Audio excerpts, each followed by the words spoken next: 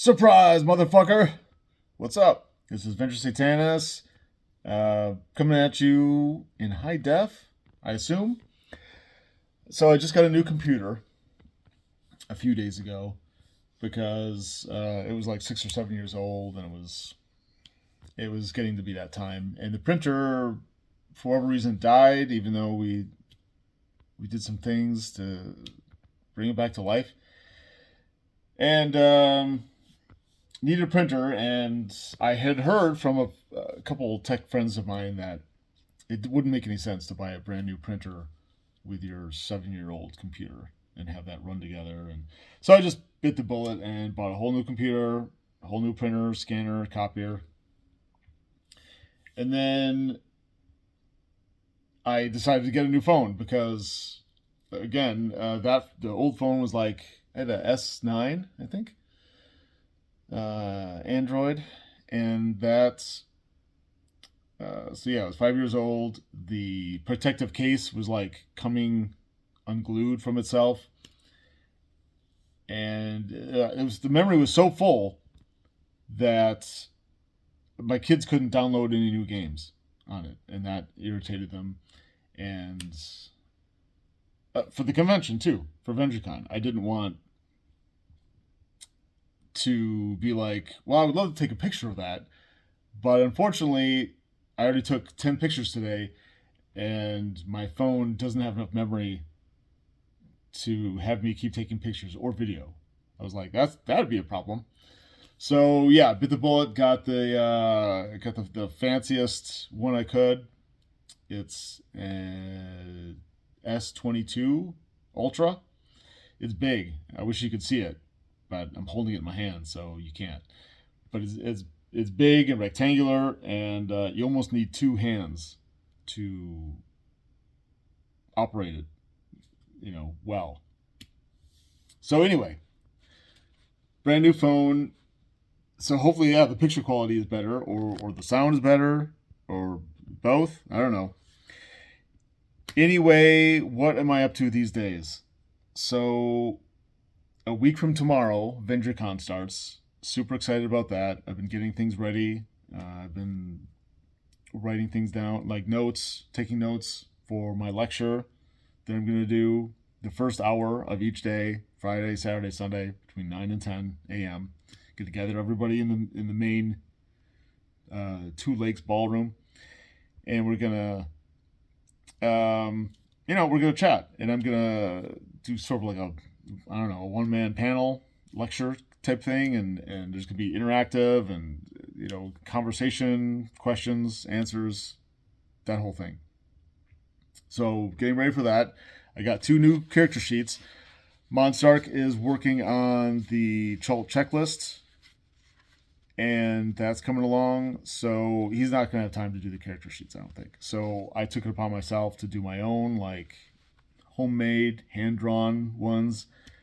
Actually, I'm going to put a link in the description below for my Subscribe Star page, because I have PDFs of both of those character sheets, because there's 2 variations.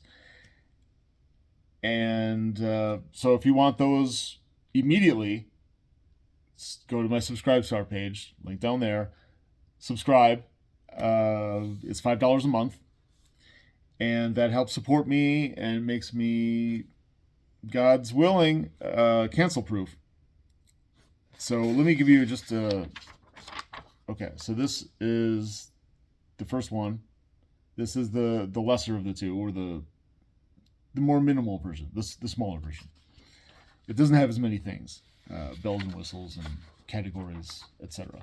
This is the greater, fuller one. And so I printed a whole bunch off. Did that on the way to run errands yesterday. I got 50 of each, and on some nice, like, thick off-white paper. And I think it's cool to, like, fill in whatever details you want, and then color it. I mean, it's kind of like a page in a coloring book, as well as a character sheet. So the way I envision it in my head is, you fill out whatever you want, and then you take my preferred medium would be colored pencils, I guess. But you could use anything. You could probably not crayon. That's just my kids still color with at least the younger ones still color on like kids menus in restaurants, and so whenever I see crayon, it just makes me think of like juvenile doodling and stuff like that. But I would use like a colored pencil. I suppose you could use some sort of like watercolor or some nice markers or something like that. But really, like, I don't know, make it your own, jazz it up, create like your own. You're coloring your own entity, your own Lovecraftian entity, which I think is pretty neat. I'm gonna have some of these now that I have a bunch printed up. I'm gonna do one of each as like a sample, and I'm gonna take pictures of that, or do maybe I'll do another video and show everybody what that looks like, all colored in. Because I mean, you have to use your imagination with just the black and white. When it's done, assuming you have any artistic talent at all, and I don't have a ton, but I have some, and I make the most of it when I can, it's gonna look pretty fucking awesome, I think. And then in the margins, you can add whatever you want. You know, you can put your real name or any other details. You could write Chult. You could write a sigil, like down here, in one of the corners, or over here, in that white space. You can do your own sigil for either the Cortalis meta sigil, or your own personal character's sigil, or this is something that I'm going to be lecturing on and talking about, and I don't know. Hopefully, there's going to be like a hands-on, like workshop kind of component with just going to touch on a few occult aspects like sigil magic, things like that, and people can make their own sigils. Maybe we'll do a sigil for immersion, and then that'll be a thing. That'll be a thing that exists in reality. I'm going to let people know online. Probably other people will too. And then who knows? A couple of years from now, you'll see someone playing a totally different game, different campaign, people you don't even know, and that same sigil will show up. And because it will be replicated. It's part of the reality code, and then it just it's part of the world and the consciousness, and bleeds into everything. That's the idea. One of the ideas behind sigil magic.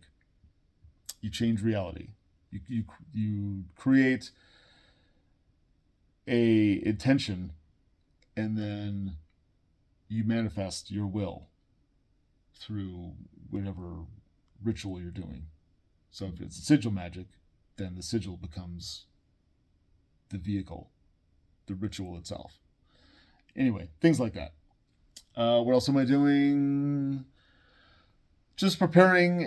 Next week I'm going to have some maps made. I already have the first 3 of Kremzam Erikzam, the Sex Crawl Mega Dungeon from Book 3, Chult, Chartreuse Shadows. And I'm going to have maps 4, 5, 6, and 7. And the bonus made also, so I can take people throughout the whole entire thing and have like a nice big laminated map, like already, where people can like see it and be like, oh, okay, cool. Like, we're in this cave. Like, we want to go over there. A lot of it's just going to be theater of the mind.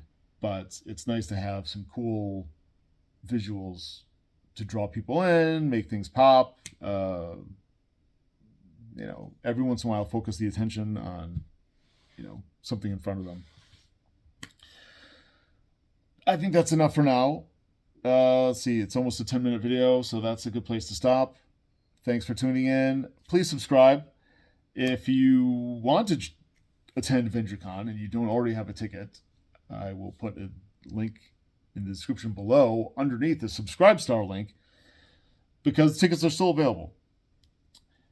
And if you want to go, I want you to be there. And maybe you'll play in one of my games. Maybe you'll play in one of the many games that other people are running. Maybe you'll run a game. Who knows? Okay, that's enough for now. Have a good one, guys. Oh, how do I stop this? Okay, let me get this button right here.